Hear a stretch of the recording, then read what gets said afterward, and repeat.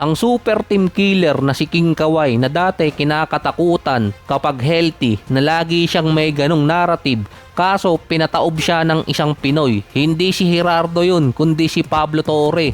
Hindi niya tinantanan si Kawhi. Ano kayang ginawa nitong si Kawhi kay Pablo Torre para i-expose lahat yung ginawa niya kasama si Tito Dennis? Parang ganito yung napapanood ko sa mga Chinese drama kapag GY sa office.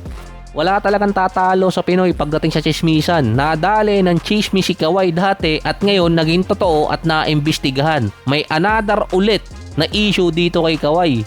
May another side hustle ulit itong si Kawhi na hindi niya dineclare. Meron siyang sponsorship sa isang company na gumagawa ng scoreboard regarding din to sa pag-build ng Intuit Dome. Nagkatotoo na ang propesiya, naging contractor na itong si Kawhi. Ang stadium kasi, based sa report, nasa 2 billion ang naging presyo nung ginawa. Yung Halo board na nilagay doon at may sinabing endorsement si Kawhi, around 100 million ang presyo. Ang naglabas ng information na yon kay Pablo Torre, isang anonymous employee ng manufacturer ng Halo board.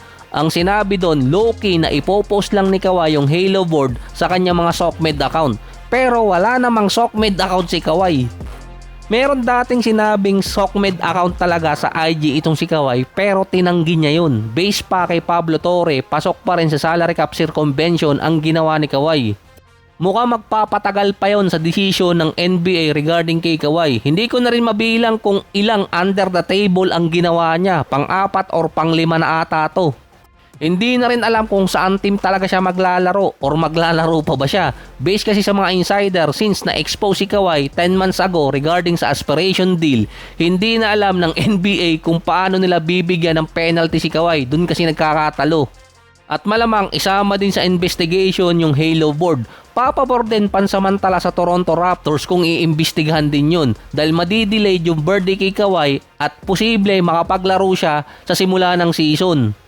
Pwede pa kasing ma-extend di umano until 2027 yung birthday kay Kawhi. By October, sa Toronto, expected papasok na training camp itong si Kawhi. May report din na nagdadalawang isip na yung Raptors na ituloy yung trade. Magdadalawang linggo na rin, wala pa nangyayari.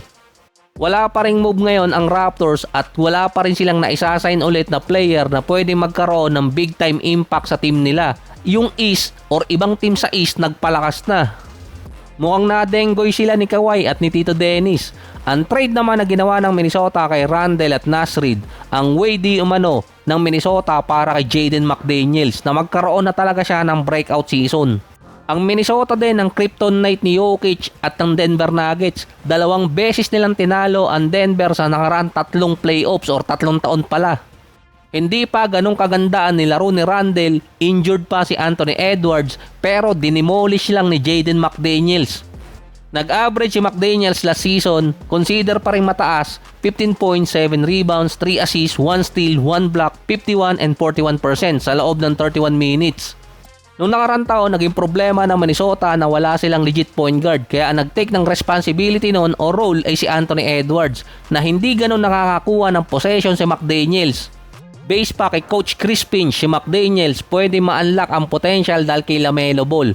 Tulad na nangyari last season sa Hornets. Hindi lang naman kasi si Con Canupel yun. Well-balanced talaga yung Hornets dahil meron silang legit point guard. Financial aspect lang talaga kaya tinrade. Based sa stats, meron kasi si McDaniels na 50 and 41 shooting. Mataas yun. Nagka-problema kasi sila dahil sa spacing dahil andun si Randle at itong si Gobert. Kaya si LaMelo ang posible mag-facilitate or magpa-facilitate talaga ng play para dito sa Minnesota at magkaroon din ng maraming possession si McDaniels. Unang beses din na mapupunta si LaMelo sa isang team na contender sa playoffs or isa sa mga team na contender dito sa West. Ang Suns naman binigyan ng extension si Dillon Brooks, 3 years 73 million na meron pa siya natitirang 1 taong kontrata para sa 2027 na pinirmahan niya dati sa Houston Rockets. Tatama din yon sa kontratang pinirmahan dati ni Booker. Parang lahat ng pinuntahan na team ni Brooks gumaganda ang naging transition mula Memphis papuntang Rockets, ngayon naman Phoenix Suns. Susunod kasi doon si Jalen Green. Hindi alam kung bibigyan siya ng extension ng Suns. Last season nayari kasi siya ng injury. Nakapaglaro pa rin siya ng 32 games na merong almost 18 points, 3 rebounds, 3 assists, 1 steal, 42 and 31%. Nung playoffs, mukhang bumawi si Green. Kung ganito ang nilaro niya dati sa Houston, baka nakalusot pa sila eh. Meron siyang 22 points, 5 rebounds, 2 steals, kaso 38 and 20%. Mababa talaga yung percentage shooting ni Jalen Green. Mala pandemic P yung mga tira nitong si Green. Expected magiging eligible siya sa contract extension by October 1, papasok ng preseason. Late kasi dati pumirma din si Green ng contract. Sinama din kasi si Green or sinasama si Green sa mga rumors regarding sa trade pero wala pa naman natutuloy at wala pa naman sumusubok na makipag-trade dito sa Suns para sa kanya. Based sa mga insider kaya pinapirma si Brooks dahil magbibuild pa rin around Booker at isasama dun si Brooks pero hindi binanggit dun si Jalen Green. Si Dylan Harper naman inako na magiging 6-man for next season, particular yung position or option kay Keldon Johnson. May report doon na si Stephon Castle tumangkad ng nasa 2 pulgada since pumasok siya ng NBA. Pero wala talagang official report doon kung tumangkad talaga siya. Pero listed siya ngayon na 6'6". Kung may sapatos, pwede maging 6'7". Meron kasing impact yung height na yon para kay Castle. Mag-i-experiment kasi si Coach Mitch Johnson sa kanyang lineup papasok ng regular season para makapili talaga ng starting unit. Pwede kasi magka-option na magkasama talaga si Fox, Castle at Harper sa starting unit na hindi sila makukonsider na undersize. Ang pwedeng palitan ni Harper na position sa starting unit ay yung kay Devin Vassell dahil undersized small forward siya. Halos parehas lang ng height si Harper at si Vassell, nasa 6'5". Saka si Vassell, siya yung nanlaglag kay Harper kaya bawian mo na. Mahirap i-snub ng San Antonio si Harper lalo na kung mag-improve next season at kung makikita si Harper na napipigilan yung improvement niya dahil hindi siya mailagay sa starting unit at hindi mabigyan din ng magandang minuto. Dahil si Harper isang second overall pick, hindi naman siya isang mid-round pick or second round pick or isa pa hindi naman siya maituturing na draft bust. Nagkakaroon ng total hindrance kay Harper para mag-improve dahil nga sa minutes at role na binibigay sa kanya. Dahil ang mukhang susundan talaga ni Harper yung role na nangyari dati kay James Harden. Si Harden third overall pick dati pero naging 6-man siya dito kay KD at kay Russell Westbrook. Nung lumipat siya ng ibang team, dun siya naging star player.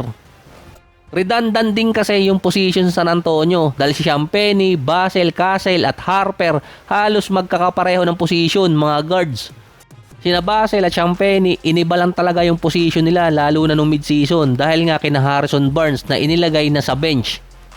Kaya pwedeng gawin doon, iangat si Castle sa number 3 position, number 2 naman si Harper at based sa mga scout, mas better na si Fox ang maging primary ball handler at hindi lang playmaker dahil majority ng bola noong nakaraang taon na kay Castle lalo na nung playoffs.